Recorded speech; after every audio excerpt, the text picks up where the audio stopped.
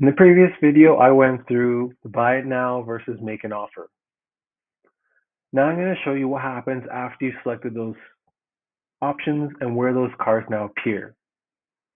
In the previous video, I had placed an offer on a 2015 Audi Q7. So as you can see that car now lives in the offer section. The offer section holds all the cars that I placed offers on are in the process of negotiating. You can then filter through these cars if you placed offers on multiple vehicles as well. And it'll show you a quick status update of what the next steps are on that. So for these cars, I'm all pending responses. I'm waiting for the seller to now respond to the price that I proposed. You can now click in on that car and it'll take you to the checkout page again.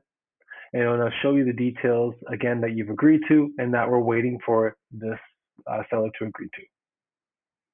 So as you can see here, it's pending a response, the Incoterms that you selected, what your offer was, and if the seller had now counteroffered or declined your offer, you would then see that as the next stage here.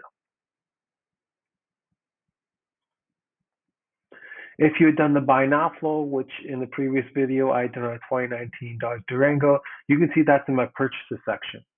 So now this will show me all the purchases that I've completed or have started in the flow, and therefore are now either showing you the different statuses in order to further move this vehicle along.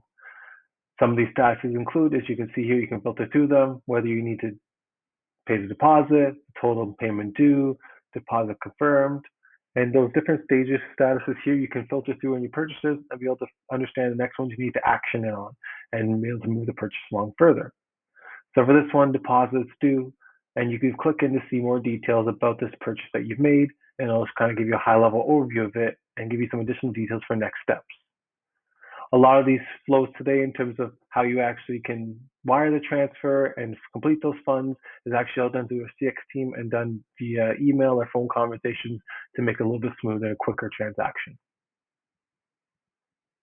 So here you can go through, view the offer, view the deal that you've gone through and how the pricing all breaks down, as well as seeing what the VDP looked like if you wanted to look at more details again, and maybe even download all the images that are relevant.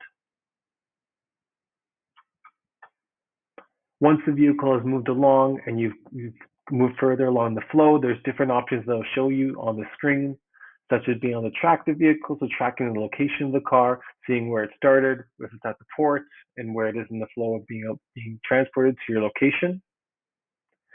If you had actually paid your deposit and you're now payment due, now the deal has gone to a next stage, you actually can view a purchase agreement if you'd like to as well, which is a populated document that shows all the information related to you purchasing this vehicle. There's also various information that will show up depending on the stage you're in, which we can go through a little bit differently in how you track your vehicle and going through a demo of exactly how the purchases page goes in more depth. But at a high level, these are the two next steps after you've either made an offer on a car or you actually have started the buy now flow.